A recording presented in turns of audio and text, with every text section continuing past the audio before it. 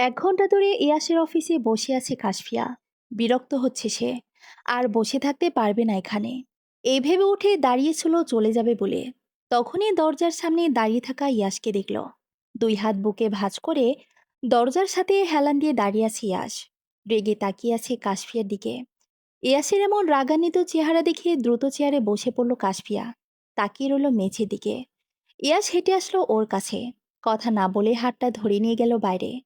কাশফিয়া বসে আছে ইয়াসের মার্সিডিজ কারটাতে। ইয়াস গেটের সামনে দাঁড়িয়ে কথা বলছে অন্য এক প্রফেসরের সাথে। কথা শেষ হলে চলে আসবে এমন সময় মেহেক ছুটে এসেছে কোথা থেকে। ইয়াসের সামনে দাঁড়িয়েছে সে। ইয়াস বিরক্ত হলো। চলে যেতে নিলেই বলল মেহেক, চলে যাচ্ছেন কেন স্যার? আমি তো আপনার সাথে কথা বলতেই আসলাম। আমি তোমার কথা শুনতে চাই না মেহেক। জাস্ট লিভ নাও। বলেছেন আমার সামনে আসবে না। ইয়াস চলে যাচ্ছিল। দ্রুত গিয়ে ওর পথ আটকালো মেহেক। ইয়াস পাত্তা দিল না তেমন। চলে যাচ্ছিল নিজের মতো করেই। মেঘ ওর যাওয়ার পানে তাকিয়ে বলল, আমি আপনাকে পছন্দ করি স্যার। ওই মেয়েটার মধ্যে কি আছে যে আমার মধ্যে নেই? আমাকে আপনি বলুন, আপনার কেমন মেয়ে ভালো লাগে। আমি চেষ্টা করব ওরকম হওয়ার। সাইফান দৌড়ে এসেছে মেহেকের পিছু পিছু। ওর পাগলামিতে বিরক্ত হচ্ছে সাইফান। ধমক দিয়ে বলেছে ওকে, আরে ও ক্রেজি। স্যার বিবাহিত। তুই জানিস না? চুপ কর সাইফান। তুই জানিস না আমি ওনাকে ভালোবাসি? এটাকে ভালোবাসা বলে না মেহেক। অন্যায় করছিস তুই। কিছুক্ষণ তর্কাতর্কি হলো সাইফান আর মেহেকের মধ্যে। সাইফানের চোখ গেল সামনে দাঁড়িয়ে থাকা ইয়াসের দিকে। চোখে মুখে রাগের আভাস ওর। কখন এসে ওদের সামনে দাঁড়িয়েছে দুজনের কেউ তা খেয়াল হয়নি। সাইফান প্রচণ্ড ভয় পায় ইয়াসকে। ওর রাগ কেমন সেটা অজানা নয়। মেহেকও সমানভাবেই ভয় পায় ইয়াসকে। তবে আজ ওর কি হলো কে জানে। পরিস্থিতি স্বাভাবিক করতে সাইফান আমতা আমতা করে জিজ্ঞেস করলো, কি কিছু বলবেন স্যার? ইয়াস তাকালো গাড়িতে বসে থাকা কাশফের দিকে। মনোযোগ দিয়ে ইয়াসের ফোন ঘাটছে সে। এখানে এত সময় কি হলো না হলো কিছুই হয়তো কানে জানি কাশফিয়ার। যাবে বা কি করে? ওদের থেকে গাড়ির দূরত্ব একটু বেশি। ইয়াস কাশফিয়ার দিক থেকে চোখ সরিয়ে মেহেকের দিকে তাকালো। বলল, ওকে। প্রথমত তুমি আমার স্টুডেন্ট। এর বেশি কিছুই নয়। বারবার আমি তোমাকে ক্ষমা করব না মেহেক। নেক্সট টাইম এমন ভুল করলে আমি তোমাকে পানিশ করব। ইয়াস ওর গাড়িটার দিকে ইশারা করে বলল আবারও, অ্যান্ড লিসেন, ও যে দেখছো গাড়িতে বসে থাকা মেয়েটা, সে আমার ওয়াইফ। আমার ভালো থাকার কারণ। পুরো দুনিয়ার কাছে হেরে গিয়ে ক্লান্ত হলে একমাত্র ওর কাছে গিয়ে আমি শান্তি খুঁজে পাই। ইয়াসের ভালোবাসা পাওয়ার যোগ্যতা কেবল তার উপমারই আছে। তুমি কেন মেহেক? পৃথিবী কেউ আমার উপমার মতো হতে পারবে না। হলেও তার প্রতি আমার ভালোবাসা জন্মাবে না। মেহেক হয়তো বুঝল সে ভুল করেছে। চুপ করে প্রতিটা কথা শুনল ইয়াসের। ছোট্ট করে সরি বলল ইয়াসকে। ইয়াস শুনেছে কিনা সন্দেহ। ওদেরকে ওখানে রেখেই চলে গেল সে। ইয়াসের যাওয়ার দিকে তাকিয়ে সাইফান মুচকি এসে বিড়বিড় করে বলছে, ভালোবাসলে তো এভাবেই বাঁচতে হয়। রাত প্রায় 12টার কাছাকাছি। কাশফিয়ার শরীরটা আজ খারাপ লাগছে। সকাল থেকেই বমি হচ্ছে। ইয়াসকে বুঝতে দেয়নি কিছুই। বুঝলে তো এই রাত বিরাতে নিয়ে যাবে হসপিটালে। ইয়াস বসে আছে সোফায়। শুয়ে থাকতে আর ভালো লাগছে না কাশফিয়ার। বিছানা থেকে উঠে কাবারটা খুলেছে। কতগুলো জামা কাপড় বের করে বিছানায় ফেলেছে। একটা একটা করে গায়ে লাগিয়ে দেখছে আয়নার সামনে গিয়ে ওকে কেমন লাগছে। সবকিছুই করছে ইয়াসের মনোযোগ নিজের দিকে আনবে বলে। কিন্তু এই ইয়াস তোর ল্যাপটপে মুখ গুজে আছে। একবারও তাকাচ্ছে না কাশফিয়ার দিকে। বিরক্ত হয়ে ইয়াসের সামনে গিয়ে দাঁড়ালো কাশফিয়া। বলল ওকে, শুনুন। নিজের কাজে ব্যস্ত থেকে উত্তর দিল ইয়াস। বলুন। আমি আগের থেকে অনেকটা মোটা হয়ে গেছি, তাই না? ইয়াস তাকালো কাশফিয়ার দিকে। পা থেকে মাথা পর্যন্ত ভালোভাবে পর্যবেক্ষণ করল ওকে। মুচকি এসে বলল, কই না তো। তুমি আগের মতোই সুন্দর। হ্যাঁ, আমি আগের থেকে অনেকটা মোটা হয়েছি। ভালো করে দেখুন। আরেকটা জিনিস কি জানেন? না, বললে জানবো কি করে? আমার না ইদানিং অনেক টক খেতে ইচ্ছে করে। এনে দিবেন? ইয়াস ল্যাপটপের দিক থেকে চোখ রেখেই আস্তে করে বলল, হুম, এনে দেব। কাশফিয়ার রাগ হলো। হাতের জামাটা বিছানায় ছুঁড়ে ফেলে বিড়বিড় করে বলল, বোকা লোক একটা। এত কিছু বলে তাও বুঝি না। ইয়াস ল্যাপটপ থেকে চোখ সরিয়ে তাকালো কাশফিয়ার দিকে। কি বলেছে না বুঝলেও মুখের ভাবভঙ্গি দেখে বুঝলো কাশফিয়া রাগ করেছে কোনো কারণে। ইয়াস উঠে এসে পাশে দাঁড়ালো কাশফিয়ার। পেছন থেকে জড়িয়ে ধরে বলল ওকে, কি হয়েছে উপমা? কি হবে? কিছুই হয়নি। ছাড়ুন আমাকে। ছাড়বো না। তোমার না বাবু চাই? কাশফিয়া ঘুরে তাকালো ইয়াসের দিকে। ওর বুকে হাত রেখে মিষ্টি হেসে বলল, চাই তো। ইয়াস এসে কাশফিয়ার কানের কাছে গেল, ফিসফিস করে বলল ওকে, তাহলে তো পালাই পালাই করছো কেন? চলো, বাবু আনার প্রসেস শুরু করি। Are you ready? কাশফিয়া হাসল। দুহাত দিয়ে গলা আঁকড়ে ধরল ইয়াসের। ইয়াস একটু একটু করে এগিয়ে যাচ্ছিল ওর দিকে। তখনই কাশফিয়ার গাটা গলিয়ে উঠল। ইয়াসের থেকে নিজেকে ছাড়িয়ে দ্রুত ছুটে গেল ওয়াশরুমে। কি হলো বুঝতে না পেরে ওর পিছু পিছু গেল ইয়াসও। মাথাটা ঘুরছে কাশফিয়ার। পেটে যা ছিল ওগড়ে দিয়েছে সব। তাল সামলাতে না পেরে পড়ে যেতে নিলে দুই হাতে আগলে নিয়েছে ইয়াস। কাশফিয়ার এমন অবস্থা দেখে চিন্তা হলো ওর। সময় নষ্ট না করে ওকে কোলে তুলে নিয়ে গেল বিছানায়। উদ্বিগ্ন হয়ে বলল বারবার, উপমা, কি হয়েছে তোমার? শরীর খারাপ লাগছে? কোথায় কষ্ট হচ্ছে আমাকে বলো। নিভে নেবু চোখে ইয়াসের চিন্তিত মুখটার দিকে তাকিয়ে উত্তর দিল কাশফিয়া, আমি ঠিক আছি। না না, তুমি ঠিক নেই। তুমি অসুস্থ উপমা। আমাকে আগে বলনি কেন তোমার শরীর খারাপ লাগছে? কথাগুলো বলে ইয়াস দ্রুত উঠে দাঁড়ালো। ফোন খুঁজে নিল, কাউকে কল দিবে বলে। কাশফিয়া বুঝতে বাকি নেই ডাক্তার ডাকতে চাইছে ইয়াস। কাশফিয়া ইয়াসের শার্টের কলার টেনে ধরতেই ইয়াস মাথাটা নুয়ে তাকালো ওর দিকে। এই সুযোগে ইয়াসের কানে ধরে রাখা ফোনটা কেড়ে নিল কাশফিয়া। ওর হাতটা টেনে নিয়ে রাখলো নিজের ওদরের ওপর। ইয়াস কাশফিয়ার মুখ পানে তাকাতেই হেসে বলল কাশফিয়া, আমাদের জুনিয়র আছে। ইয়াস কিছু সময় থম মেরে বসেছিল ওভাবেই। কাশফিয়া কি বলেছে নিউরনে পৌঁছাতে চোখে মুখে অদ্ভুত এক ভালো লাগা প্রকাশ পেল ইয়াসের। কাশফিয়ার ধরে রাখা হাতটা দিকে একবার তাকিয়ে পরে আবার তাকালো ওর দিকে। ঠোঁটের কোণে ফুটে উঠল হাসি। দ্রুত কাশফিয়াকে বুকে টেনে নিল ইয়াস। চুমু দিল ওর পুরো মুখে। শক্ত করে জড়িয়ে ধরে বলল, আমি যা শুনলাম তা কি সত্যি? আমি বাবা হতে চলেছি। আমার ভেতরে এক অদ্ভুত কাঁপুনি হচ্ছে উপমা। আমার আনন্দ হচ্ছে, খুব আনন্দ হচ্ছে। আমি তোমাকে কি বলে ধন্যবাদ দিব বলো তো? ইয়াসের বুক থেকে মাথা তুলে ওর মুখ পানে তাকালো কাশফিয়া। মিষ্টি হেসে বলল ইয়াসকে, আমি আপনাকে কি বলে ধন্যবাদ দিব? আপনি যে আমার মন খারাপের নির্ভরযোগ্য ওষুধ, আমার ভালো থাকার কারণ, আমার ছন্নছাড়া জীবনে আপনি আসার দীপ্ত আলো। ভালোবাসি প্রফেসর সাহেব, ভালোবাসি আপনাকে। সাথে সাথে উত্তর এলো ইয়াসে থেকে, আমিও তোমাকে ভালোবাসি উপমা। তোমাতেই আমার সূচনা আর তোমাতেই সমাপ্তি। হাসলো কাশফিয়া। ইয়াসের মতোই শক্ত করে জড়িয়ে ধরল ওকে। মনে মনে ভাবল সে, এই মানুষটা এত পাগল কেন ওর জন্য? এত কেন ভালোবাসে ওকে? সবার সামনেই কঠোর বদমেজাজি, আর কাশফিয়ার সামনে এতটা শান্ত। ছেলেদের ভালোবাসা বুঝি এমনই হয়? ভালোবাসার মানুষ ব্যতীত অন্য সবার কাছে তারা বেপরোয়া। যেমনটা ইয়াস, পুরো পৃথিবীর কাছে সে কঠোর। বেপরোয়া হলেও কাশ্মীরের কাছে শান্ত একটা মানুষ, যে নিজের সবটুকু দিয়ে ভালোবাসতে জানে কেবল। কাশপিয়া মুচকি এসে বিড়বিড় করে বলল, রুহি আপু ঠিকই বলতো, আমি সত্যি ভাগ্যবতী। কাশপিয়া বিছানায় পড়ে ঘুমাচ্ছে বেঘুরে। ওর মাথার কাছটায় বসে আছে ইয়াস। ফোনের রিংটং কানে আসতেই সেন্টার টেবিলের ওপর থেকে ফোনটা এনে চোখের সামনে ধরল ইয়াস। উজ্জ্বলের নাম্বার থেকে কল এসেছে দেখে ঠোঁটের কোণে হাসি ফুটল ওর। কলটা রিসিভ করে ফোনটা কানে ধরতেই উদ্বিগ্ন কণ্ঠে প্রশ্ন করল উজ্জ্বল, কাশফিয়া নাকি অসুস্থ? ওর কি হয়েছে ইয়াস? ডাক্তার দেখিয়েছ? চিন্তার কিছুই নেই তো? হ্যাঁ, দেখিয়েছি। চিন্তার কিছুই নেই। চিন্তার কিছু নেই মানে? তোমার আপু তো বলল অসুস্থ। কি হয়েছে বুঝিয়ে বলো। ইয়াস আসলো, মাথার চুলগুলো ঠেলে পেছনের দিকে সরালো। আস্তে করে বলল উজ্জ্বলকে, you are going to be an uncle. Ujjwal উৎফুল্ল হয়ে বলল সাথে সাথে, রিয়েলি? আমি ঠিক শুনলাম? হুম, তুমি একদম ঠিক শুনেছ।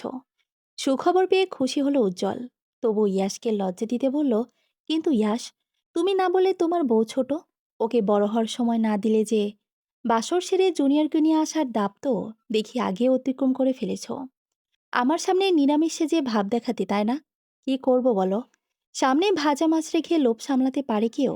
বউ ছোট তো কি হয়েছে? আমি ওকে পেলে পুষে বড় করে নেব। লজ্জা না দিয়ে অভিনন্দন জানাও আমাকে। নিজের কাজে ব্যর্থ হলো উজ্জ্বল। মুখে হাসি টেনে বলল ইয়াসকে, অভিনন্দন ইয়াস, কলটা কাটো। বাড়ির সবাইকে এক্ষুনি জানিয়ে দিয়ে আসি খুশির খবরটা।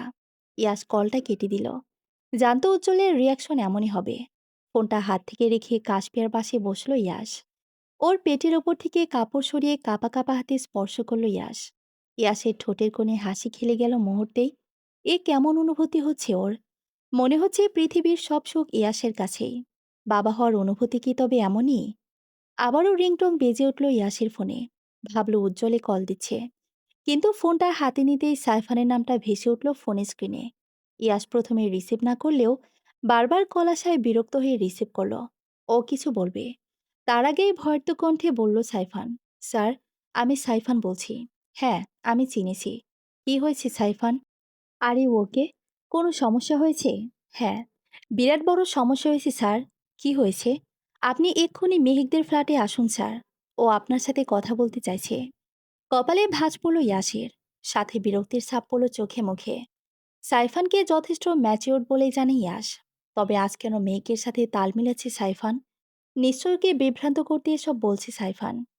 ইয়াস কলে লাইন কেটে দিতে চাইলে আবারও ভেসে আসলো সাইফানের কণ্ঠস্বর।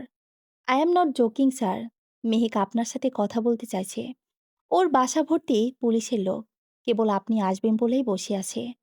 ইয়াস চিন্তায় পড়ল সাইফানের কথা শুনে। মেহেক মেয়েটা ওকে পছন্দ করে, এটা অজানা নয় ইয়াসের। তখনকার ঝামেলার কথাটা মনে আছে স্পষ্ট। মেহেকের আব্বুর সাথে ইয়াসের সম্পর্ক তেমন ভালো না। তার উপর কৌশিকের অ্যাক্সিডেন্টের কারণও নেই। লোকটার সাথে ওর সম্পর্ক যেমনই হোক, মেহেক মেয়েটা শান্তশিষ্ট আর ভালো। ইয়াসকে রেসপেক্ট করে সে। আজকের বিষয়টা তেমন পাত্তা দেয়নি ইয়াস। এই বয়সে ছেলেমেয়েরা এমনই করে। বুঝে বললে আবার ঠিক ভুল বুঝে যায় তারা। যেমনটা মেহেক বুঝেছে। হুট করে মাথায় আসলো ইয়াসের। মেহেকদের বাড়ি ভর্তি পুলিশ। কথাটা কেন বলল সাইফান? তবে কি কোনো বিপদ হলো? কথাটা ভেবে ইয়াস বেরিয়ে গেল বাড়ি থেকে। যাওয়ার আগে সার্ভেন্টকে বলে গেল কাশফিয়ার খেয়াল রাখতে। ফ্ল্যাটের দরজাটা ঠেলে ভেতরে প্রবেশ করল ইয়াস। রুমে মানুষের ভিড় জমেছে। কাউকে ঘিরে রেখেছে সবাই মিলে। ইয়াস আস্তে আস্তে ভিড় ঠেলে ভেতরে ঢুকল। সামনের দৃশ্য দেখে ফর্সা মুখটা ঢেকে গেল অন্ধকারে। রুমের এক কোণে গুটিসুটি মেরে বসে আছে মেহেক। একধানি তাকিয়ে আছে মেঝেতে পড়ে থাকা ওর আব্বু সালমান চৌধুরীর রক্তাক্ত শরীরটার দিকে। লোকটা হয়তো মারা গেছে। দেখে তাই মনে হচ্ছে ইয়াসের। কিন্তু ওনাকে এমন নৃশংসভাবে মারল কে? ইয়াস দাঁড়িয়ে আছে আগের অবস্থানেই। মেহেক মুখ তুলে তাকালো ওর দিকে। এত সময় এখনই বোধহয় নড়াচড়া করল সে। এতক্ষণ ফ্ল্যাট ভর্তি লোকজন। পুলিশ অফিসাররা একটা কথাও বলাতে পারেনি ওকে দিয়ে। জড়বস্তুর মতো বসেছিল এক জায়গাতেই। একবার শুধু সাইফানকে বলেছে ইয়াসের সাথে কথা বলতে চাইছে। ইয়াসকে দেখে কষ্ট করে হাসল মেহেক। উঠে দাঁড়ালো সে। ইয়াসের সামনে এসে দাঁড়িয়ে বলল ওকে, আমি আব্বুকে খুন করতে চাইনি স্যার। কিভাবে যেন গুলিটা বেরিয়ে গেছে। আমি জানি না কিভাবে হলো। সত্যি আমি জানি না। ইয়াসের থেকে কিছু দূরে দাঁড়িয়ে আছে সাইফান আর ওর পাশে পুলিশের পোশাক পরিহিত লোকগুলো। ওনারা চোখের ইশারায় কিছু বললেন ইয়াসকে। ইয়াস হয়তো বুঝল ওনাদের ইশারার মানে। একে একে রুম থেকে বেরিয়ে গেলেন সবাই। রইলে কেবল সাইফান আর ইয়াস। সাইফান মেহেককে নিয়ে বসালো সোফায়। পাশে গিয়ে বসলো ইয়াস আর সাইফান নিজে। মেহেক ভয় পেয়ে আছে। কান্না করতে করতে চোখ মুখ ফুলে গেছে ওর। তাকানো যাচ্ছে না মুখটার দিকে। ওর এমন অবস্থা দেখে সেন্টার টেবিলে রাখা পানির গ্লাসটা মেহেকের সামনে এনে ধরল ইয়াস। বলল ওকে, শান্ত হও মেহেক। কি হয়েছে আমাকে বুঝিয়ে বলো। মেহেক শান্ত হলো কিছুটা। পানির গ্লাস হাতে নিয়ে ঢকঢক করে পান করলো সে। কিছু সময় নীরব থেকে আচমকায় কান্না করে দিল। কান্না করতে করতে বলল ইয়াসকে, আমার আব্বু খুনি। উনি নারী পাচারকারী চক্রের সাথে জড়িত। ওনার বন্ধুর সাথে ফোনে কথা বলছিলেন। আমি পেছনে দাঁড়িয়েছিলাম তখন। আমি নিজের কানে শুনেছি। আমার আম্মুকে উনি নিজ হাতে মেরেছেন। সেদিন ক্যাফেতে আপনাকে মারার জন্য লোক পাঠিয়েছিলেন। আমি জেনে ফেলেছি সব। আমাকে আব্বু মেরে ফেলতে চেয়েছিলেন। তো তখনই তখনই কি হলো মেঘে? আমি রিভলভারটা হাতে নিয়ে আব্বুর দিকে তাক করলাম। উনি ওটা কেড়ে নিতে চাইলেন আমার থেকে। জোড়াজড়িতে কখন যে আমার হাত লেগে গুলি বের হয়ে গেছে আমি নিজেও বুঝতে পারিনি। আমি আব্বুকে মারতে জানি, বিশ্বাস করুন। কিন্তু আমার কোনো আফসোস নেই। অমন খুনির সন্তান হয়ে বেঁচে থাকার চেয়ে মৃত্যু ভালো আমার জন্য। মেহেকের আব্বুর সাথে কৌশিকের ব্যাপারটা নিয়ে ঝামেলা হয়েছিল ইয়াসের। কিন্তু তার জন্য যে কেউ কাউকে মারতে চাইবে ধারণাতেও ছিল না ওর। এই লোকটার জন্যই তো তবে রহি মারা গেছে। ঈশানও অনুশোচনা বোধ থেকে বাঁচতে আত্মহত্যার পথ বেছে নিয়েছে। সবকিছুর মূল তবে মেহেকের আব্বু সালমান চৌধুরী। মাথাটা কেমন করছে ইয়াসের। বিরক্ত লাগছে সবকিছু। কিন্তু মেহেক যে একটা বাচ্চা মেয়ে। বাবার ভুলের শাস্তি মেয়েটাকে পেতে হবে। ইস, মেহেকের কথা ভেবে খারাপ লাগছে ইয়াসের। ইয়াসকে কথাগুলো বলে আবারও অঝরে কান্না শুরু করলো মেহেক। ইয়াস আর সাইফান কত কি বলে সান্ত্বনা দিল ওকে, কিন্তু মেহেক তো জানে তাকে শাস্তি পেতেই হবে। নিজেকে কোনো রকমে সামলানো মেহেক চুপচাপ উঠে দাঁড়ালো সোফা থেকে। পুলিশের সামনে গিয়ে দুহাত বাড়িয়ে দিয়ে বলল সে, অ্যারেস্ট মি। সাথে সাথে মহিলা পুলিশগুলো চলে এলো মেহেকের কাছে। ওকে তোলা হলো পুলিশদের নিয়ে যাওয়া গাড়িটাতে। নির্বাক দৃষ্টিতে চলন্ত গাড়িটার দিকে তাকিয়ে রইল সাইফান আর ইয়াস। দেখতে দেখতে কেটে গেছে অনেকগুলো দিন। কাশফিয়ার প্রেগনেন্সির এখন 9 মাস চলছে। সামনের সপ্তাহে ডেলিভারি ডেট দিয়েছে ডাক্তার। ইয়াস তার কাছ থেকে ছুটি নিয়েছে। আপাতত পুরো দিন বাড়িতে থাকে কাশফিয়ার সাথে। মাঝে মধ্যে ওর মুড সুইং হলে ইয়াস ঘুরতে নিয়ে যায় বাইরে। সব রকমভাবে ভালো রাখার চেষ্টা করে তার রূপমাকে। কৌশিক আর ইনায়া মাঝে মধ্যে আসে কাশফিয়াকে দেখতে। কৌশিক ইয়াসের সাথে কথা বলতে চাইলেও ইয়াস তেমন গুরুত্ব দেয় না ওকে। এতে আরো রাগ বাড়ে কৌশিকের। মনে মনে ইয়াসকে কত সময় বকাঝকা করে শান্ত হয়ে যায় আবার। ল্যাপটপ হাতে নিয়ে সোফায় বসে আছে ইয়াস। কাশফিয়া ওর কোলে বসে আছে। কাঁধে মাথাটা রেখে নিশ্চিন্তে ঘুমাচ্ছে সে। কাশফিয়ার পেট বড় হওয়ায় নড়াচড়া করতে কষ্ট হয় এখন। বাথরুমে গেলেও ইয়াস নিয়ে যায় হাত ধরে। দাঁড়িয়ে থাকে দরজার সামনে। ওকে একা ছাড়ে না কোনোভাবেই।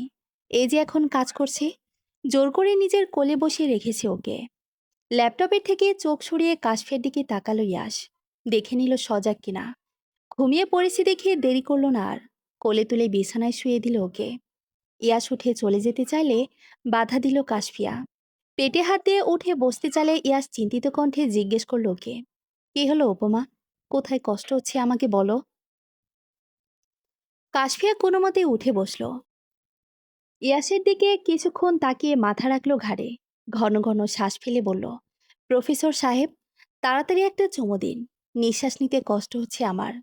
ইয়াস প্রথমে ভেবেছিল কাশফিয়ার পেইন উঠেছে, কষ্ট হচ্ছে ওর। কিন্তু এখন বুঝতে বাকি নেই যে বউ ওর দুষ্টুমি করছে। কি আর করবি ইয়াস, একমাত্র বউয়ের কথা ফেলবে কি করে। কথা না বলে কাশফিয়াকে জড়িয়ে ধরল সে। আলতো করে নিজের ঠোঁট ছুঁয়ে দিল ওর পুরো মুখে। কাশফিয়া খামচে ধরেছে ইয়াসের মাথার চুলগুলো। বিরক্ত হলো ইয়াস। গম্ভীর কণ্ঠে বলল কাশফিয়াকে, ছিঁড়ে ফেলো আমার মাথার চুলগুলো সব।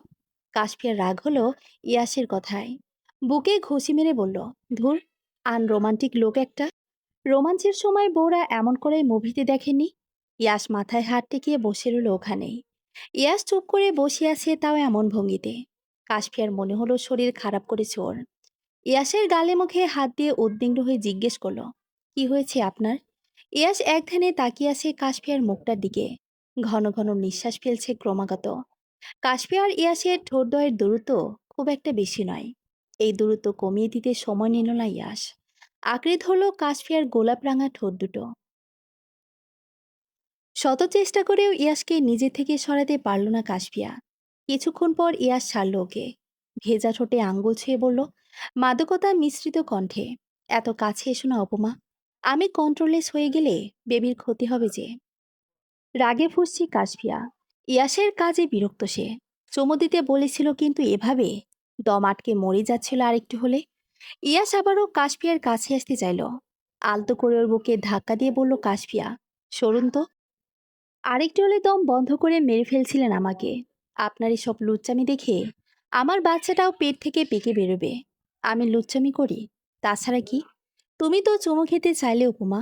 চুমু দিতে গিয়ে কন্ট্রোলেস হয়ে গেলে আমার কি দোষ বলো? লোভ তো দেখালে তুমি নিজেই। ইয়াসের কথার জালে আটকা পড়ল কাশফিয়া। কথা কাটাতে বলল সে, আর কত লজ্জা দেবেন আমাকে? সরুন এবার, ঘুম পাচ্ছে। ইয়াস নড়ল না এক চুলো। কাশফিয়ার কথায় ঠোঁট কামড়ে হাসল সে। কাশফিয়া ঘুমিয়ে পড়লে ওর পেটে চুমু দিল ইয়াস। বলল বিড়বিড় করে, জুনিয়র, তাড়াতাড়ি চলে এসো। তোমার মাম্মা মাদর না পেয়ে পাপ্পা শুকিয়ে যাচ্ছে দিন দিন। কাশফিয়া চোখ খুলে তাকালো। হাসল ইয়াসের কথা শুনে। ও বুঝে ফেলার আগে আবারও বন্ধ করে নিল চোখের পাতা। সময়টা সন্ধ্যা। সাইফানের সাথে দেখা করতে একটা ক্যাফেতে এসেছে ইয়াস। মেহিকের ব্যাপারে কথা বলেছে দুজনে। এর মধ্যে ইনায়ের কল আসলো ইয়াসের ফোনে। আসার আগে ইনায়াকে রেখে এসেছিল কাশফিয়ার কাছে। কোনো দরকারে কল দিচ্ছে ভেবে রিসিভ করলো ইয়াস। ফোনের অপর প্রান্তে থাকা ইনায়া বলল ইয়াসকে, ইয়াস, তাড়াতাড়ি হসপিটালে আয়। আমি কাশফিয়াকে নিয়ে ওখানেই যাচ্ছি। কেন? কি হয়েছে? আমার উপমা ঠিক আছে? ঠিক নেই ইয়াশ। ওর লেবার পেইন উঠেছে। এত কথা না বলে যত দ্রুত সম্ভব চলে আয়। আমি এক্ষুনি আসছি। কথাটা বলে দেরি করেনি ইয়াশ। ছুটে চলে এসেছে হসপিটালে। কাশফিয়াকেও তত সময়ে নিয়ে যাওয়া হয়েছে ওটিতে। হাসপাতালের করিডরে পায়চারি করছে ইয়াশ। কেমন অস্থির অস্থির লাগছে ওর। শান্তি পাচ্ছে না কোনোভাবেই। ইয়াসের বাড়ির সার্ভেন্ট সাইফান আর কৌশিক সবাই দাঁড়িয়ে আছে একপাশে। বাড়ি থেকে বারবার উজ্জ্বল আর সুফিয়া বেগমের কল আসে। ইয়াসের মাথা ঠিক নেই। বিরক্ত হয়ে ফোনটায় অফ করে রেখেছে। কৌশিক এগিয়ে এলো ইয়াসের দিকে। মানব বিমান দূরে ঠেলে কথা বলল ওর সাথে। শান্ত হয় ইয়াস। সবটা ভালোই হবে। আমি শান্ত হতে পারছি না কৌশিক। এত সময় হলো ইনায়ে বেরোচ্ছে না কেন? আমার যে দম বন্ধ লাগছে। আমার উপমা ঠিক আছে তো? ইয়াসের করা একের পর এক প্রশ্নে ওকে কি উত্তর দিবে বুঝল না কৌশিক। এরও চিন্তা কম হচ্ছে না বোনের জন্য। কাশফিয়ার বয়স কম। এই বয়সে বাচ্চা নিলে কত রকমের সমস্যায় পড়তে হয় মায়েদের। কিন্তু ওর যে কিছুই করার নেই। সবই আল্লাহর ইচ্ছা। বারবার ওনাকে ডাকছে আর বলছে যেন সুস্থ থাকে ওর বোনটা। অপেক্ষার অবসান ঘটল অবশেষে। একটা ছোট্ট বাচ্চাকে সাদা রঙের তোয়ালেতে জড়িয়ে ওটি থেকে বেরোলো ইনায়া। নার্সরা মিলে কাশফিয়াকে নিয়ে গেল অন্য কেবিনে। বাচ্চাটা কান্না করে যাচ্ছে ক্রমাগত। ছোট ছোট হাত পাগুলো নাড়ছে সে। কৌশিকের মুখের অন্ধকার সরে গেল। ঠোঁটের কোণে হাসি ফুটল ওর। বাচ্চাটাকে দেখবে বলে দৌড়ে গেল ইনায়ার কাছে। ইয়াস এখনো দাঁড়িয়ে আছে আগের অবস্থানেই। ইনায়া হেঁটে গেল ওর কাছে। বাচ্চাটাকে দেখিয়ে বলল, তোর প্রিন্সেসকে দেখবি না ইয়াস? দেখ, ও দেখতে পুরো তোর মতো হয়েছে। ইয়াস তাকালো না বাচ্চাটার দিকে। জিজ্ঞেস করলো ইনায়াকে, আমার উপমা কেমন আছে ইনায়া? ইনায়া কথা বলল না। চুপটি করেই দাঁড়িয়ে রইল সে। ইনায়ার মুখটা দেখে চিন্তা হলো ইয়াসের। ওর উপমার কি ভালো নেই? উত্তর দিচ্ছে না কেন ইনায়া? ইয়াস অপেক্ষা করলো না আর। দ্রুত ছুটে গেল কাশফিয়ার কেবিনের দিকে। ইনায়া পিছু ডাকলেও শূন্য আসে। কৌশিক তাকিয়ে আছে ইয়াসের যাওয়ার পানে। অবাক হচ্ছে কৌশিক। এই বদমেজাজি একরোখা ছেলেটা কাউকে এত ভালোবাসতে পারে? কৌশিক তো এতদিন ভুল ভেবে এসেছে ইয়াসের ব্যাপারে। ওর কাছে কাশফিয়া ভালো আছে। ভালো থাকবে আজীবন। ইয়াসের মতো ছেলেরা সহজে কাউকে ভালোবাসে না। ভালো যদি বাসে, তবে মন প্রাণ দিয়ে ভালোবাসে। বেডে শুয়ে থাকা কাশফিয়ার হাতটা শক্ত করে ধরে রেখেছে ইয়াস। এত সময় হলো সেন্স ফিরছে না কাশফিয়ার। ইয়াসকে অন্য কোনো ভালো হসপিটালে নিয়ে যেতে চাইলে মানা করেছে ডাক্তাররা। শরীর দুর্বল, তাই জ্ঞান হারিয়েছে। এটা বলেই বুঝিয়েছেন ওকে। এখনো বাচ্চার মুখ দেখেনি ইয়াস। ওর যে চিন্তা হচ্ছে উপমার জন্য। কেমন পাগল পাগল লাগছে নিজেকে। কাশফিয়ার বন্ধ করে রাখা দুই চোখের পাতায় চুমু দিল ইয়াস। হাতটা ধরে রাখলো আগের মতো করে। প্রায় অনেক সময় পর চোখ খুলে তাকালো কাশফিয়া। চোখ খুলতেই ইয়াসকে দেখল সে। শরীরে খুব অসুস্থতা। ক্লান্তি কোথায় যেন মিলিয়ে গেল ইয়াসের মুখটা দেখে। ইয়াস এখনো ধরে রেখেছে কাশফিয়ার হাতটা। চুমু দিচ্ছে বারবার। কাশফিয়া হাসল। আস্তে করে বলল ইয়াসকে, পুচকের বাপ, সব চুমুকে হাতেই দিবেন? মুখটা আমার শুকিয়ে গেছে দেখুন। কাশফিয়ার কণ্ঠ কানে আসতে দ্রুত চোখ তুলে ওর দিকে তাকালো ইয়াস। কাশফিয়ার হাসি মুখটা চুপসে গেল। মুহূর্তে ইয়াসের চোখ ভিজে আছে কেন? কান্না করেছি বুঝি? ভালো করে ইয়াসকে পর্যবেক্ষণ করলো কাশফিয়া। গায়ে থাকা শার্টের বুকের দিকে বোতামগুলো সব খুলে রাখা ওর। মাথারগুলো এলোমেলো হয়ে আছে। মুখটা কেমন শুকিয়ে আছে। কাশফিয়ার বুঝতে বাকি রইল না। ওর জন্যই ইয়াসের চোখ মুখের এই অবস্থা। ইয়াস কাশফিয়ার দিকে কিছুটা ঝুঁকলেই ওর মুখ স্পর্শ করলো কাশফিয়া। বলল ইয়াসকে, কাঁদছেন কেন? আমি ঠিক আছি দেখুন। ইয়াস কাশফিয়ার হাত ধরে চুমু দিল আবারও। বলল কে? কই, কাঁদছি না তো। মিথ্যে বলতে হবে না আর। আমাদের পুচকু কোথায়? দেখেছেন ওকে? কার মতো হয়েছে? ইয়াসের মনেই ছিল না বাচ্চার কথা। বইয়ের চিন্তায় এতটাই উদাসীন হয়ে পড়েছিল যে মেয়ের মুখটাও দেখেনি তখন। ইনায়া রুমে ঢুকলো। কোলে ইয়াস আর উপমার ছোট্ট প্রিন্সেস। ইনায়া হেঁটে এলো দুজনের কাছে। বাচ্চাটাকে কাশফিয়ার পাশে শুয়ে দিয়ে অভিনন্দন জানালো দুজনকেই। ইয়াস মুচকি এসে ধন্যবাদ জানালো ইনায়াকে। ইনায়া চলে গেলে ইয়াস তাকালো মেয়ের ছোট্ট মুখটার দিকে। ইস, কত মায়া মুখটাতে। ইয়াস চুমু দিল মেয়ের হাতে। বাচ্চা মেয়েটা কি বুঝলো কে জানে। বাবার স্পর্শ পেয়ে কান্না থামিয়ে দিল সে। কাশফিয়া তাকিয়ে আছে মেয়ের মুখের দিকে। গায়ের রং থেকে শুরু করে চোখ, নাক সবই যেন ইয়াসের মতো। বাবা মেয়ের দিকে বেশ অনেকক্ষণ তাকিয়ে কাশফিয়া হেসে বলল, ইয়াসকে? ব্যাপারটা কি হলো? আমি পেটে ধরলাম, এত কষ্ট করে পৃথিবীতে আনলাম, আর মেয়ে হলো আপনার মতো? ইয়াস হাসে কাশফিয়ার কথা শুনে, ভাব দেখিয়ে বলছে ওকে, তুমি পেটে ধরলে কি হবে? মেয়েকে পৃথিবীতে আনার অর্ধেক কাজটাও আমিই করেছি। কাশফিয়া উত্তর খুঁজে পেল না আর। মানুষটা বড্ড চালাক, যাই বলুক না কেন, ওনার কাছে যেন উত্তর রেডি করাই থাকে। ফোনের রিংটং বেজে উঠল ইয়াসের। চোখের সামনে আনলে দেখলো ওর আম্মু সুফিয়া বেগম কল দিয়েছেন। কথা বলতে উঠে যাচ্ছিল ইয়াস। কি যেন মনে হলো কাশফিয়ার। ইয়াস চলে যাচ্ছে বুঝতে পেরে বলল ওকে, আমাকে একা ফেলে কোথায় যাচ্ছেন? মেয়ে আর তার মায়ের জন্য গিফট আনতে। লাগবে না গিফট, ওসব পরে হবে। মেয়ের নাম কি রাখবো বলুন? ইয়াস চোখ বুলালো মেয়ের দিকে। কিছুক্ষণ চুপ। মুচকে এসে থেমে বলল, ইরা। না রিদি রাখবো? ওহো, আমার মেয়ের নাম আমি রাখবো। মেয়ে বুঝি আপনার একার? ওকে জন্ম দিল কে? কাশফিয়া এমনভাবে কথাটা বলেছে, ইয়াস না মেনে পারল না ওর কথা। তবে এই নাম রাখার কারণটা কি বুঝল না সে। ইয়াস বা কাশফিয়ার নামের সাথে তো মিলে না নামটা। নিজের মনের কৌতূহল মেটাতে জিজ্ঞেস করলো কাশফিয়াকে, রিদি নামটাই কেন? কারণ আছে তাই। কিছুক্ষণ ভাবক দৃষ্টিতে কাশফিয়ার দিকে চেয়ে রইল ইয়াস। কি ভেবে যেন হাসলো সে। হয়তো বুঝলো কাশফিয়ার এই নামটা রাখার কারণ। কথা বাড়ালো না আর। মাথা নাড়িয়ে সম্মতি জানালো কাশফিয়ার কথায়। তবে মনে মনে ভেবে নিল ইয়াস কাশফিয়া মেয়ের যে নামই রাখুক না কেন, ইয়াস ওর পুষ্টিকে ইরা নামেই ডাকবে। সময়ের স্রোত অপেক্ষা করে না কারোর জন্য। দিন পরিবর্তন হয়, সাথে পরিবর্তন হয় প্রতিটা মানুষের জীবনের গল্প। মাঝখানে পেরিয়ে গেছে 4টা বছর। পরিবর্তন হয়েছে অনেক কিছুই। তবে পরিবর্তনগুলো খারাপ নয়, সবটাই ছিল ভালো। এত পরিবর্তনের মধ্যে যে জিনিসটা অপরিবর্তনীয় হয়েও গেছে, তা হলো উপমার প্রতি ইয়াসের ভালোবাসা। এতগুলো দিন পেরিয়েছে, কিন্তু ওদের দুজনের ভালোবাসা এখনো ঠিক প্রথম দিনের মতোই আছে। ঝগড়া ঝামেলা আগে যা একটু হতো, ইরা আসার পর তাও হয় না। মেয়েকে নিয়ে ছোটাছুটি করতে করতেই কেটে যায় ওদের দিন। ঝগড়া করার সময় কোথায়? ইয়াস কাশফিয়ার সংসার ভরে উঠেছে আনন্দে আর সুখে। কৌশিক ইনায়ের ঘর আলো করে এসেছে একটা ছোট্ট রাজপুত্র, নাম ওর ইরহান। ইনায়ের কৌশিক এখানকার সবকিছু ছেড়ে ছড়ে দেশে চলে গেছে প্রায় 2 বছর আগে।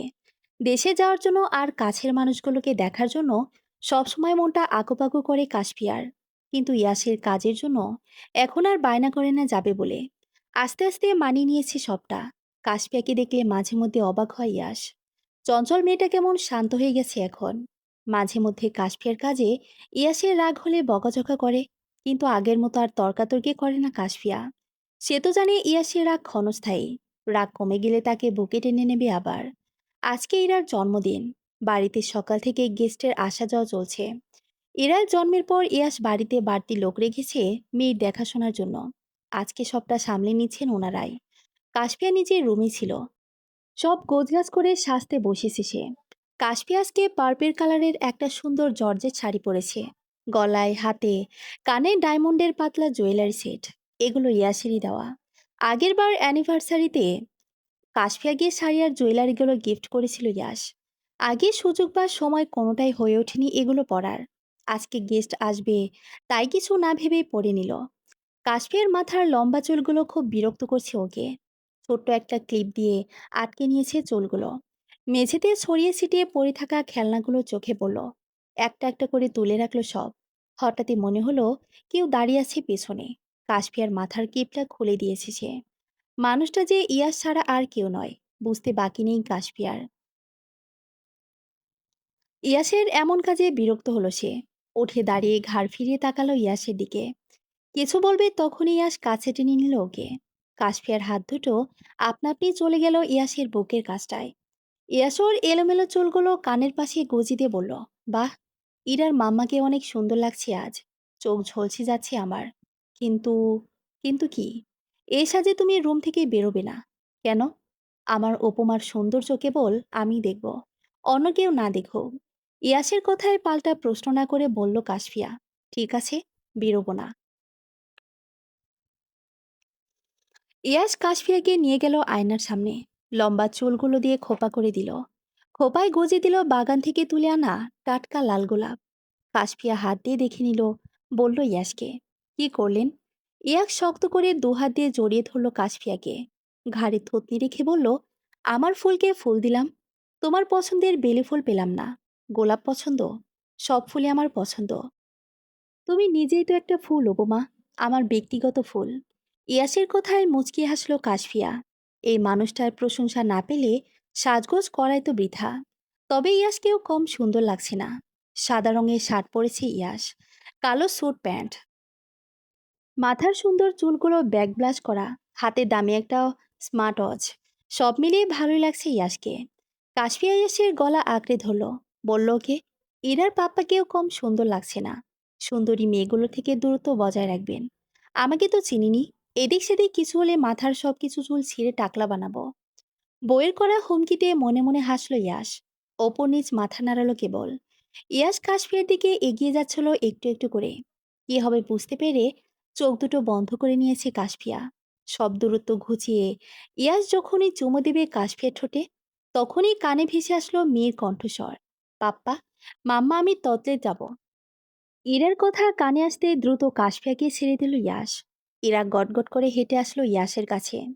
দুই হাত কোমরে চেপে বলল রেগেমেগে, ইরা রাগ করেছে কেন? পাপ্পা খালি মামাকে পাপ্পি দেয় কেন? ইয়াস কোলে নিল মেয়েকে। দুই গালে বেশ কয়েকটা চুমু দিয়ে বলল, এই তো, ইরাকেও দিলাম। বাবা মেয়ের কাণ্ড দেখে মুখ ভেঙচি কেটে বিড়বিড় করে বলল কাশফিয়া, হিংসুটে মেয়ে, তোর বাবা মাকে আদর না দিলে তুই পৃথিবীতে আসতি কিভাবে? আমার আদরে ভাগ বসাতে চাই, ভাবা যায় কি সাহস মেয়ের? কাশফিয়া কিছুক্ষণ দাঁড়িয়ে রইল ওভাবেই। ইরাকে বারবার কোলে নিতে চাইলেও আসলো না সে। ওদিকে গেস্টরা এসে বসে আছে, অপেক্ষা করছে ইয়াস কখন ইরাকে নিয়ে যাবে। ইয়াস ভাবল এবার যাওয়া উচিত, কাশফিয়াকে রুমে বসতে বলে পা বাড়িয়েছিল যাবে বলে। তখনই কাশফিয়ার দিকে তাকিয়ে বলল ইরা, মাম্মা, ইরা ততলে দাবে। মেয়ের আদো আদো কথায় হেসে উঠল কাশফিয়া। ইরার ভারী রাগ হলো মায়ের হাসি দেখে। মেয়ের রাগ দেখেই ইয়াস চোখ রাঙিয়ে তাকালো কাশফিয়ার দিকে। বহু কষ্টে হাসি থামালো কাশফিয়া। ইরাকে কোলে করে নিয়ে গেল টয়লেটে। খন্দকার মঞ্জিলের সামনে এসে থেমেছে একটা কালো রঙের কার। দারুণ এসে দ্রুত খুলে দিল গেট। বাড়ির ভেতরে ঢুকে থামলো গাড়িটা। এক এক করে নামলো ইয়াস আর কাশফিয়া। ইয়াসের কোলে ছোট্ট ইরা, আর কাশফিয়ার কোলে মমি। ইরা বায়না করলো ইয়াসের কোল থেকে নামবে বলে। ইয়াস মিষ্টি করে হেসে নামিয়ে দিল মেয়েকে। কাশফিয়াও নামালো মমিকে। মমি দৌড়ে ভেতরে যেতে ইরাও গেল তার পিছু পিছু। মেয়েকে বারবার ডেকেও থামাতে পারল না কাশফিয়া। সুফিয়া বেগম বাড়ির উঠানে এসেছেন রোদে শুকাতে দেওয়া কাপড় নিতে। হঠাৎই মনে হলো ওনার শাড়ির আঁচল ধরে টানছে কেউ। চোখের কালো ফ্রেমের চশমাটা ঠেলে সামনে তাকালেন তিনি। দেখতে পেলেন বছর চারেকের একটা বাচ্চা মেয়েকে। ফর্সা শরীরে লাল গ্রাউনে ঠিক যেন পরীর মতো লাগছে তাকে। মেয়েটার পাশে দাঁড়িয়ে আছে একটা বিড়াল। এই বিড়ালটাই তিনি দেখেছেন আগেও। আর মেয়েটা যে পুরোপুরি ওনার ছেলের মতো চোখ, নাক, গায়ের রং একেবারে ইয়াসের মতো। চিনতে ভুল করেননি সুফিয়া বেগম। এ হলো ছোট্ট ইরা, ওনারই রক্ত, আর খন্দকার মঞ্জিলের রত্ন। হাতে থাকা কাপড়গুলো পাশে দাঁড়িয়ে থাকা গৃহকর্মীর হাতে ধরিয়ে দিলেন সুফিয়া বেগম। হাঁটু গেড়ে মেঝেতে বসে বললেন বাচ্চা মেয়েটাকে, নাম কি তোমার? সাথে সাথে উত্তর এলো ইরার থেকে, আমার তো অনেকগুলো নাম, কোনটা বলবো? যে নামটা বেশি পছন্দ। এরা বেশ কিছুক্ষণ ভেবে উত্তর দিল, পাপ্পার প্রিন্সেস আর মাম্মার লিদি। এরার এমন অস্পষ্ট কথা আর কেউ বুঝবে কিনা সন্দেহ। তবে সুফিয়া বেগম বুঝলেন ঠিকই। দ্বিতীয় নামটা যে হবে রিদি বলেছে, এটাও বুঝে নিলেন। এরা ছোট্ট হাতটা টেনে নিজের কাছে নিয়ে আসলেন। আবারও জিজ্ঞেস করলেন ওকে, তুমি আমাকে চিনো? না তো, আমি তোমার পাপ্পার আম্মু, বুঝলে? বোজদারের মতন ওপর নিচ মাথা নাড়ালো ইরা। কি বুঝলো কে জানে। কিছুক্ষণ পর সুফিয়া বেগমের মতোই মাটিতে বসলো ইরা। মমির গায়ে হাত বুলিয়ে দিয়ে বলল, শোনো পাপর আম্মু, বলো সোনা, আমার মমিকে খাবার দাও, ওর খিদে পেয়েছে। সুফিয়া বেগম হাসলেন, কোলে তুলে নিলেন ইরাকে। কাশফিয়ার কল্পে সিমি, আফিয়া আর উজ্জ্বল সহ বাড়ির সকলেই বেরিয়ে এসেছে উঠানে। সুফিয়া বেগমের ইশারায় বিড়ালটাকে ভেতরে নিয়ে গেল সিমি। ইরাকে রাগ করলে ওকে বোঝাবেন মমিকে খাবার দেওয়ার জন্যই ভেতরে নিয়ে যাওয়া হচ্ছে। কাশফিয়ার ইয়াস মাত্র এসে দাঁড়ালো সবার সামনে। ওদেরকে দেখে ছুটে গেল আফিয়ার উজ্জ্বল। ব্যাগপত্র সব নিয়ে গেল বাড়ির ভিতরে। খন্দকার মঞ্জিলে আজ খুশির আমেজ। আসার আগে ইয়াস কাউকে জানায়নি, তাই আনোয়ার সাহেব, উজ্জ্বল আর বাকিরা বকাঝকা দিচ্ছেন ওকে। সুফিয়া বেগম আর আফিয়া রান্নার কাজে ব্যস্ত। আজ ইয়াসের পছন্দের সব খাবার বানাচ্ছেন মা মেয়ে মিলে। আশেপাশের পাড়া প্রতিবেশীরা এসেছেন ইয়াসদেরকে দেখতে। ইরা এত সময়ে চিনে গেছে সবাইকে। ইয়াস এক এক করে মেয়ের সাথে পরিচয় করালো সবার। কাশফিয়ায় ইয়াসকে রেখে ইরাকে নিয়ে ব্যস্ত বাড়ির মানুষরা। বিশেষ করে ইয়াসের আব্বু আনোয়ার সাহেব তার সিনিয়র। ইরা মিশে গেছে সবার সাথে। তবে কারো টুকটাক ভুলেও করেও কান্না করে ভাসাচ্ছে সে। বিকেলে কৌশিক আর ইনা এসেছে ইয়াসদের দেখতে। ইনার কোলে ছোট্ট ইরহান। কাশফিয়া ছুটে গেল ওদেরকে দেখে। ইরহানকে কোলে নিয়ে আদর করলো সে। ইয়াসও একই কাজ করলো। এটা দেখে আবার রাগ হলো ইরার। সুযোগ পেতেই খামচি দিল ইরহানের গাল। মেয়ের দুষ্টমি দেখে বিরক্ত হলো ইয়াস। ছোট্ট করে একটা ধমক দিয়েছিল ওকে। ইরা কান্না করে চলে গেল ইয়াসের কাছ থেকে। তারপর আর কি, কত কিছু করে ইয়াস রাগ ভাঙালো মেয়ের। রাত প্রায় 12টার কাছাকাছি হবে। বাড়িতে আত্মীয়রা এসেছেন আজ। ইনায় আর কৌশিকও থেকে গেছে। কাশফিয়ার পাশটায় শুয়ে আছে ইরা। ইয়াস বসে আছে সোফায়। বিড়বিড় করে বলছে মামির দিকে তাকিয়ে। মেয়েটা দেখতে পুরো আমার মতো হলেও মায়ের মতো ঘাড়তেরা হয়েছে। ইয়াসের কথা ইরা বা কাশফিয়া কারোরই কানে জানি। নিশ্চিন্তে ঘুমাচ্ছে ওরা। ইয়াস ল্যাপটপ হাতে নিয়ে বসে আছে সোফায়। মনোযোগ দিয়ে কিছু করছে। কিছুক্ষণ না যেতেই মা মেয়ে দুজনে উঠে গেল ইয়াসের কাছে। দুই পাশে দুজন বসে হঠাৎই চিৎকার দিয়ে উঠল। ভয়ে ইয়াসের হাত থেকে পড়ে গেল ল্যাপটপটা।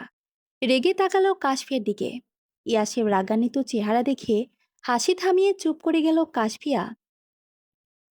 কিন্তু ইরা তো ওর এক কাঠি ওপরে। ইয়াসের কোলে উঠে মাথার চুলগুলো সব শক্ত করে ধরে রেখেছে। ইয়াস ধমকের স্বরে বলল মেয়েকে। ইরা হচ্ছে কি? বাবার বড়সড় ধমকে চুপচাপ মায়ের কাছে চলে গেল ইরা। ইয়াস বিরক্ত হয়ে বলল কাশফিয়াকে, এসব কি উপমা? আমার মেয়েকে বাদর বানাচ্ছ তুমি? হো, মেয়ে তো বাদরই, আপনার মতো বাদর। অথচ এই বাদরের আদর না পেলে তোমার শ্বাস নিতে কষ্ট হয়। কাশফিয়া মুখ ভেঙচি কেটে ইরাকে কোলে নিয়ে চলে গেল বিছানায়। ইয়াস হাসল ওর মুখের ভঙ্গিমা দেখে। রান্নাঘরের জিনিসপত্র সব গুছিয়ে নিজের রুমে যাচ্ছিলেন সুফিয়া বেগম। ইয়াসের রুমের দরজা খোলা, তাই চোখ পড়ল ওনার। ইয়াসের রুমের দরজার সামনে দাঁড়িয়ে পুরো ঘটনাটা দেখলেন তিনি। ছেলের বৌমার সুখের সংসার দেখে ভালো লাগছে ওনার। ইয়াসের চোখ পড়ল মায়ের দিকে। রুম থেকে বেরিয়ে সুফিয়া বেগমের সামনে দাঁড়াতেই বললেন উনি, আসলে তবে আবার ফিরে যাবে নিশ্চয়ই। চলে যখন যাবে তাহলে আসো কেন? ইয়াস কিছুক্ষণ চুপ থেকে বলল সুফিয়া বেগমকে, এবার আর ফিরে যাচ্ছি না আম্মু। ইয়াসের কথা শুনে খুশি হলেন সুফিয়া বেগম। এ যেন আশা করেননি তিনি। ছেলে বৌমা আর নাতনিকে এবার থেকে কাছে পাবেন ভাবতেই খুশিতে চোখের কোণে পানি জমা হলো ওনার। ছেলের সাথে কিছুক্ষণ কথা বলে চলে গেলেন নিজের রুমে। সকাল পেরিয়ে বিকেল হয়েছে। বাড়ির মেহমানরা অনেকেই চলে গেছেন, আবার কেউ কেউ থেকে গেছেন। ইয়াস বাড়িতে নেই, হয়তো রোহির কবরের কাছে গেছে। কাশফিয়া মনে মনে এটাই ভেবে নিয়েছে। তাই আর কল দিয়ে বিরক্ত করলো না ইয়াসকে। রুমে গিয়ে অপেক্ষা করতে লাগলো ওর আসার। বেলকনিতে রাখা ফুলের টবগুলো এলোমেলো হয়ে আছে দেখে কাশফিয়া হেঁটে গেল বেলকনিতে। ওর পিছু পিছু গেল ইরাও। কিছুক্ষণ বাইরের দিকে তাকিয়ে কি যেন ভেবে ডাকলো কাশফিয়াকে, মাম্মা। কাশফিয়া ফুলের টবগুলো ঠিক করতে করতে উত্তর দিল মেয়ের কথার। হুম, বলো। ভাঙা ভাঙা কণ্ঠে বলল ইরা। ওখানে নাকি ঘুম পড়ে শুয়ে আছে। দ্রুত ইরার দিকে তাকালো কাশফিয়া। ওর হাতের ইশারা অনুসরণ করে সামনের দিকে তাকালো সে। নজর এলো রুহির কবরটা। ও রুমের বেলকনি থেকে রুহির কবরস্থান পুরোপুরি না হলেও খানিকটা দেখা যায়। দীর্ঘশ্বাস ফেলে ইরাকে বলল কাশফিয়া, কে বলেছে? সহজ সরল স্বীকারোক্তি ইরার। পাপ্পা বলেছে। কাশফিয়া মুচকি এসে ইরার মাথার চুলগুলো ঠিক করে দিয়ে বলল, হ্যাঁ, ওখানে ঘুম পড়ে শুয়ে আছে। ঘুম পড়লে আমার কি হয় মাম্মা? তোমার আন্টি হয়। নাম কি তার? রুহি। কিছুক্ষণ ভেবে বের করলো ইরা। রুহি নামটা ওর অন্য নামের মতোই, যে নামে কাশফিয়া ডাকে সবসময়। ছোট্ট মাথায় প্রশ্ন এলো, ইরার ঘুম পড়ে কেউ কি ভালোবাসে? জিজ্ঞেস করলো কাশফিয়াকে, পরি কি ইরাকে ভালোবাসে মাম্মা? সে তো নেই মামনি, থাকলে অনেক ভালোবাসতো তোমাকে। তাহলে পরি কাকে ভালোবাসে? কথা নেই কাশফিয়ার মুখে। চুপ করে রইল সে। ঘাড় ফিরিয়ে তাকালো রোহির কবরটা দিকে। পরে আবার ইরার ছোট্ট মুখটার দিকে তাকিয়ে মিষ্টি এসে উত্তর দিল, পরি হৃদির পাপ্পাকে ভালোবাসে। ইরার থেকে বেশি, সবার থেকে বেশি। মায়ের কথায় রাগ হলো ইরার। গটগট করে হেঁটে চলে গেল নিজের রুমে। ইয়াস মাত্রই রুমে ঢুকলো। মেয়ের এমন রাগের কারণ বুঝল না সে। হৃদিকে বলিয়ে ভালিয়ে নিজের কাছে নিয়ে এলো। কোলে তুলে ওর দই গালে চুমু দিয়ে বলল, কি হয়েছে আমার প্রিন্সেসের? কি বকেছে? মাম্মা বকেছে। কি বলে বকেছে? ঘুমপড়ি পাপাকে ভালোবাসে। ইয়াস চোখ মুখের ভাবভঙ্গি পরিবর্তন হলো মুহূর্তেই। এই নামে তো ইয়াস রুহিকেই ডাকে। ইরা কিছু জিজ্ঞেস করায় তখন ওকে বলেছিল কথাটা। ওর ছোট্ট মেয়েটা এখনো সব মাথায় নিয়ে বসে আছে। আর ওর উপমাটাবে কেমন? এসব বলছে মেয়েকে। ইয়াস মুখে হাসি টেনে বলল ইরাকে, হুম, আমার প্রিন্সেসের মতো আমাকে আর কেউ ভালোবাসে না। চোখ মুখে খুশির ঝিলিক ইরার। অন্ধকার মুখটা ছেয়ে গেল হাসিতে। বাবার গলা জড়িয়ে ধরল শক্ত করে। ইয়াসও হাসল মেয়ের কাণ্ডে। কাশফি এখনো দাঁড়িয়ে আছে বেলকনিতে। বাবা মেয়ের খুনসুটি দেখে হাসছে সে। ওদের থেকে চোখ সরিয়ে তাকালো রুহির কবরটা দিকে। মনে মনে বলল, তোমার না হওয়া প্রিয় মানুষকে আমি ভালো রেখেছি রুহি আপু। তোমাকেও আমরা মনে রেখেছি। তোমার কথাই সত্যি হোক। আমাদের ভালোবাসা বেঁচে থাকুক যুগ যুগ। উপমা আসবে একটু? ইয়াসের ডাকে ওর দিকে তাকালো কাশফিয়া। ছোট্ট করে বলল, আসছি। কাশফিয়া এসে দাঁড়িয়েছে ইয়াসের মুখোমুখি। ইয়াসের কাঁধে মাথা ফেলে ঘুমিয়ে আছে ইরা। ইয়াস কাশফিয়াকে বিছানায় ফেলে রাখা শাড়ি, চুড়িগুলো দেখিয়ে বলল এগুলো পরে রেডি হতে। সে আসছে এক্ষুনি। কাশফিয়া কেবল মাথা নেড়ে সায় জানালো ইয়াসের কথায়। মুখে কিছুই বলল না সে। ইয়াসের আনা নীল রঙের শাড়ি, চুড়ি আর বেলি ফুলের গাজরা পরে তৈরি হয়েছে কাশফিয়া। বিকেল পেরিয়ে রাত হতে চলল, কিন্তু ইয়াসের আসার নাম নেই। ইরা তার বাবার সাথে আছে তাই চিন্তা করলো না ওকে নিয়ে। কাশফিয়ার থেকে ইয়াসকে ইরা একটু বেশি ভালোবাসে মেয়ে তার বাবার কাছে থাকলেই নিশ্চিত থাকে কাশফিয়া। বিছানায় বসে থাকতে থাকতে বিরক্ত কাশফিয়া উঠে গিয়ে আয়নার সামনে দাঁড়িয়েছিল মাত্রই। ইয়াস এসে পেছন থেকে জড়িয়ে ধরল তখনই। কাশফিয়া ওভাবে দাঁড়িয়ে থেকে বলল ইয়াসকে, মেয়ে কোথায়? আম্মুর কাছে। রেখে আসলেন যে? কান্না করবে তো? কারণ আছে তাই। কি চাই আপনার? মতলব ভালো ঠেকছে না। বাবু চাই। কাশফিয়া ঘুরে তাকালো ইয়াসের দিকে। দুহাত দিয়ে গলা জড়িয়ে ধরে বলল, একজনকে নিয়েই পারি না, আরেকজন কে সামলাবে শুনি? তুমি আমাকে সামলাবে, আর আমি বাচ্চাদের। বাহ, আমার কথাই আমাকে বলা হচ্ছে। ইয়াস তাকিয়ে রইল কাশফিয়ার সুন্দর মুখটার দিকে। মাথার গাজরাটা খুলে দিল সে। এলোমেলো হলো কাশফিয়ার মাথার চুল। শাড়ির কুচিতে হাত রাখতেই কেঁপে উঠল কাশফিয়া। বাধা দিয়ে বলল ইয়াসকে, এলোমেলো করার মতলব যখন শাস্তে বললেন কেন? আমি নিজ হাতে এলোমেলো করব তাই? আদর চাই না? কাশফিয়া লজ্জা পেল। ইয়াসের বুকে লুকিয়ে আস্তে করে বলল, চাই তো। কাশফিয়ার সম্মতি পেয়ে দেরি করল না ইয়াস। কোলে তুলে নিল ওকে। নিয়ে গেল বিছানার কাজটায়। গায়ের শার্টটা খুলে মেঝেতে ফেলতেই শুকনো ঢোক গেল কাশফিয়া। ইয়াস ওর দিকে ঝুঁকল। কাশফিয়া ইয়াসের বুকে হাত দিয়ে বলল, পাগলামি করবেন না একদম। 100 বার করব। সরুন তাহলে। হুম, আজ তোমাকে আদর দিব। পালাতে চেয়েও পারল না কাশফিয়া। হার মানল ইয়াসের জেদের কাছে। পুরো শরীর জুড়ে ইয়াসের ঠোঁটের উষ্ণ স্পর্শ পড়ছে বারবার। কেঁপে উঠছে কাশফিয়া। লজ্জাবতী পাতার ন্যায় নেতিয়ে পড়েছে বিছানায়। ইয়াস নিজের সবটুকু ভালোবাসা উজাড় করে দিতে ব্যস্ত তার উপমাকে। ঘড়ির কাঁটা জানান দিচ্ছে রাত প্রায় 12টার কাছাকাছি। ইয়াস শুয়ে আছে কাশফিয়ার ছোট্ট বুকে মাথা রেখে। দুহাতে শক্ত আলিঙ্গনে জড়িয়ে রয়েছে ওকে। এমনভাবে ধরে রেখেছে নড়াচড়ার অবকাশটুকুও নেই। মনে হচ্ছে ছাড়লেই পালাবে সে। কাশফিয়া হাত বোলালো ইয়াসের মাথার ঘন চুলের ভাঁজে। মুচকি এসে বলল, প্রফেসর সাহেব, আপনি আমার ভালো থাকার ঔষধ। আপনার কাছে আমি কি বলুন? ইয়াস মুখ তুলে তাকালো। ঘুম ভেঙে গেছে অনেক আগেই। কাশফিয়ার সুন্দর মুখটা দেখে মন ভালো হয়ে গেল মুহূর্তে। ঠোঁটের কোণে এক চিলতে হাসি নিয়ে ঠোঁট ছোঁয়ালো কাশফিয়ার কপালে। ওর চোখ মুখে এসে পড়া এলোমেলো চুলগুলো কানের পাশে গজি দিয়ে বলল, তুমি আমার জীবনে আসা বসন্তের ফুল, আমার শূন্য হৃদয়ের রঙের বন্যা, আমার অন্ধকার জীবনে আলোর দীপশিখা তুমি, আমার উপমা তুমি। কাশফিয়ার ঠোঁটের কোণে হাসি ফুটে উঠল মুহূর্তেই। শক্ত করে জড়িয়ে ধরল ইয়াসকে। চোখ দুটো বন্ধ করে বলল সে, ভালোবাসি প্রফেসর সাহেব। এই ছন্নসারা অগোছালো উপমা আপনাকে অনেক ভালোবাসে। আমিও তোমাকে ভালোবাসি উপমা, ভীষণ রকমের ভালোবাসি। সমাপ্ত।